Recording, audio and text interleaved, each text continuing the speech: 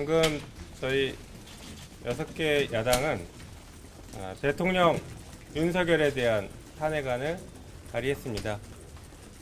야당 의원 전체 191명이 모두 다 서명해서 발의했고, 탄핵 사유로는 잘 아시는 것처럼 어제 오늘 있었던 이 위헌적이고 위법한 계엄과 그 과정에서 있었던 내란 행위에 대해서 도저히 이대로 묵과할 수 없다라고 생각했고, 더 이상 민주주의가 무너지는 것을 방치할 수 없다. 더 나아가서 국민의 생명과 안전을 지켜야 한다라는 그런 의무감으로 긴급하게 탄핵안을 준비해서 발의했습니다.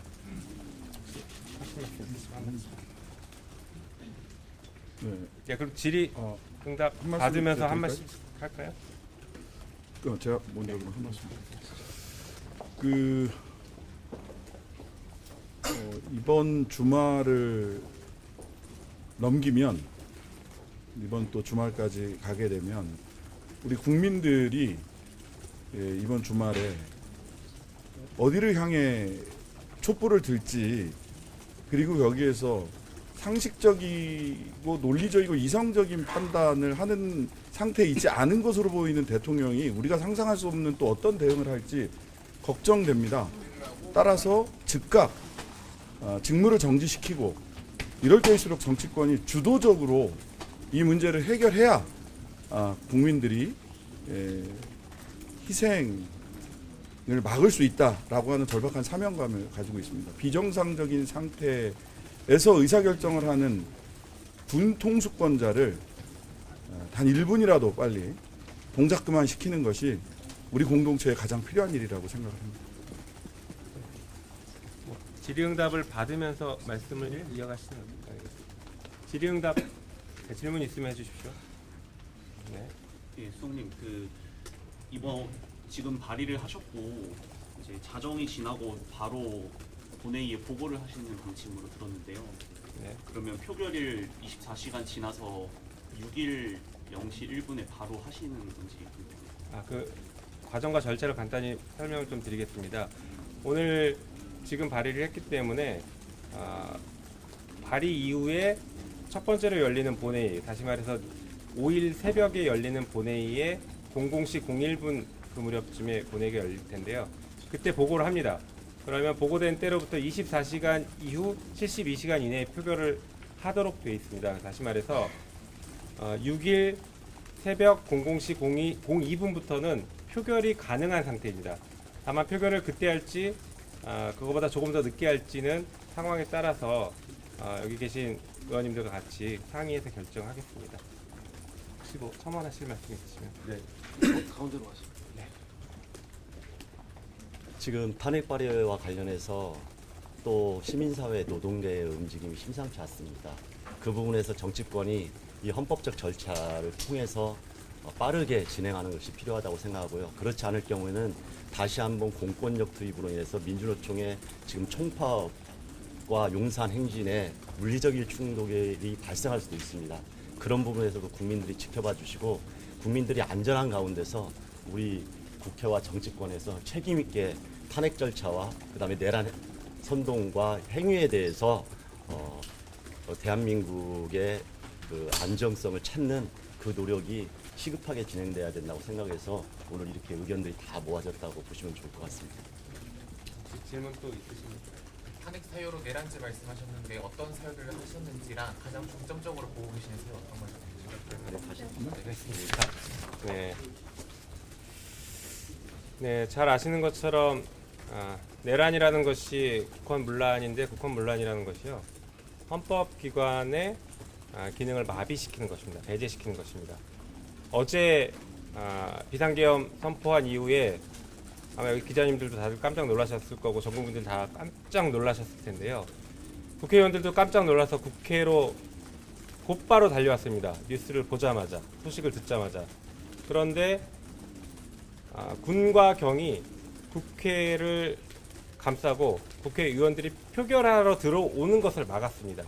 다시 말해서 헌법기관인 국회가 국회의 기능을 행사하는 것을 막았기 때문에 내란입니다. 혹시 계엄에서 포고령 1호에서 국회 기능을 정지시킨다라는 표현이 있기 때문에 포고령에 따른 거 맞는 거 아니야라고 오해하실 수도 있겠지만 우리 헌법과 계엄법에는 국회의 기능을 정지시킬 수가 없습니다. 계엄은 오로지 국회는 이 계엄을 해제시킬 수 있는 권한만 갖고 있지 이 계엄에 따라서 어떤 효능을 기능을 제한받지 않습니다. 그렇기 때문에 그 포고령 자체도 위헌입니다. 이런 것들이 다 하나의 일련의 내란 행위다 저는 그렇게 보고 있는 것입니다. 네, 혹시 또 질문 있으십니까? 그 표결을 진행할 때는 24시간 뒤에 바로 진행하지 않으시고 좀 고려할 사항이 있다고 하셨는데 좀 어떤 부분이 고려 사항인가요? 바로 할지 72시간 내에 할지는 봐야죠. 다 그때 아시잖아요. 그때 판단을 해야 되는데 저희는 뭐 당연히 가결을 목표로 하고 있기 때문에 가결될 수 있을 것인지에 대한 판단을 정부적 판단을 그때 해야 될 것 같습니다. 혹시 첨언하시고 짧게 한번 할까요? 네, 한 예, 말씀 예. 하십시오. 예.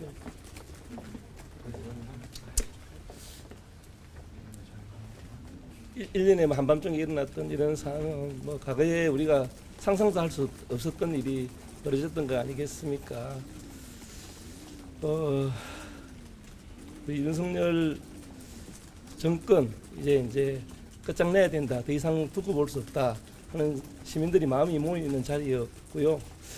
저는 아주 비정상적인 것, 또 이렇게 일반적인 상식이 통하지 않는 것, 이것이 어제의 사태를 넘어서는 그런 사태가 또 오지 않을까 하는 우려가 사실은 아주 많이 듭니다. 제2 이해 계엄 또는 국지전 이런 것들을 발발시켜서 실제적인 정치 상황에 준하는 이런 상황으로 갈까 하는 우려 때문에 하루빨리 이렇게 직무를 정지시키고 전자에서 끌이 내리는 것, 이것이 야육당의 마음이고 우리 국민들의 마음이라고 생각합니다. 아주 시적절하게 오늘 탄핵안을 잘 발의했다고 생각하고 빠른 시간 안에 통과시켜서 대한민국이 정상적인 나라로, 민주주의가 굳건한 나라로 나아갈 수 있도록 우리 진보당도 끝까지 함께하겠다는 말씀을 드리겠습니다.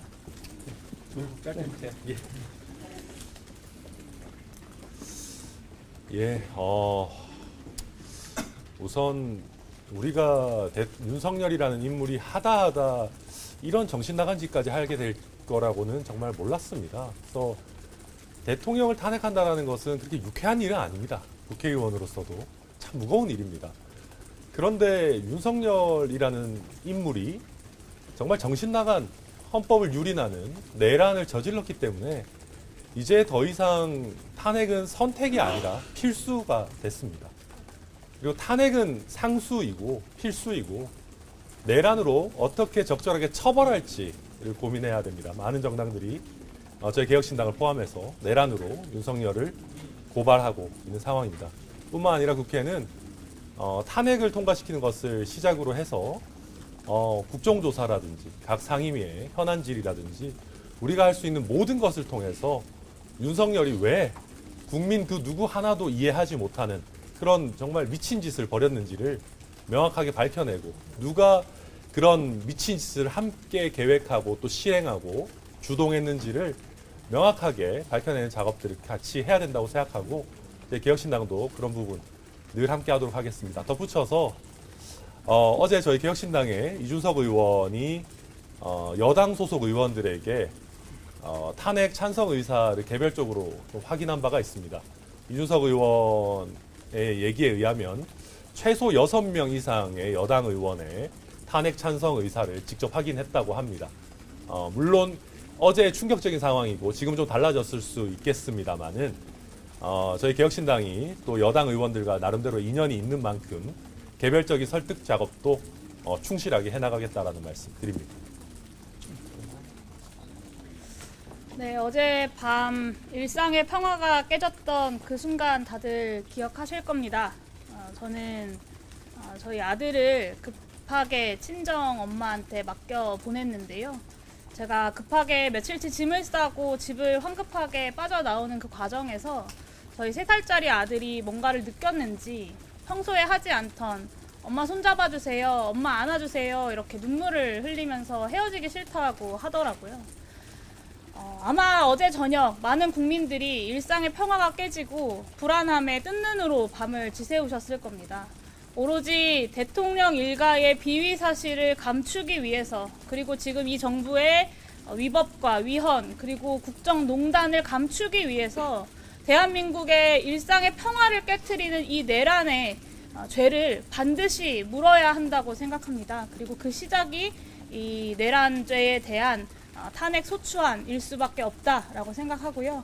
앞으로 시간이 한 72시간 남짓 남았는데요. 그 시간 안에 반드시 탄핵안이 가결될 수 있도록 여기 있는 야 6당이 힘을 모아서 여러분들에게 다시 한번 이렇게 앞에 서서 우리가 일상의 평화를 지켰다, 그리고 민주주의를 함께 지키자라는 말씀을 드릴 수 있도록 최선을 다하겠습니다. 감사합니다. 혹시 질문 있으시면 한두 개만 받고. 아까 6분까지 말씀하셨는데 표결에 그 8표가 필요한 건데 혹시라도 부결이 됐을 경우에는 어떻게 대응 방안 같은 게 있으신가요? 네, 일단 뭐 저희는 부결은 생각하지 않고 있고요. 네, 그래도 혹시나 만약에 부결이 된다라고 하면 당연히 다시 발의할 것도 생각하고 있습니다. 지금은 아시는 것처럼 국가 비상사태입니다. 국민이 만들어낸 비상이 아니라 대통령 혼자가 만들어낸 비상사태입니다. 비상사태를 막기 위해서 국회가 할 수 있는 조치는 다 해야 된다고 생각하기 때문에 저희는 대통령 탄핵을 계속 추진해야 된다고 생각하고 있습니다. 혹시 이주영 의원님 한 말씀 하시고 마무리하실까요? 네, 개혁신당 이주영입니다. 개혁신당은 지금까지 탄핵에 대해 대단히 신중한 입장을 표명해 왔다고 생각합니다. 국가의 안정이 우선이고 헌법의 수호가 우선이었기 때문에 저희는 조심스럽게 말을 아껴왔습니다만 어제 일어난 무도한 상황은 더 이상 이 상황을 좌시할 수만은 없게 되었습니다. 이것은 국회 질서에 대한 유린이고 삼권 분립에 대한 능멸이라고 생각합니다. 지금은 그리고 대통령의 판단력에 대한 것도 더 이상은 신뢰할 수 없는 상황이기 때문에 앞으로 국정에 기조한 어떠한 중요한 의견도 단 하나라도 대통령을 통해서는 나와서는 안 된다는 것이 저희 당의 입장입니다. 저희는 야당과 연합하여 국정을 하루속히 정상화시키고 국회의 위엄을 지키기 위해 최선을 다하도록 하겠습니다. 네, 이 정도 마쳐야 되겠죠? 예, 감사합니다. 수고하셨습니다. 밤새 고생하셨습니다.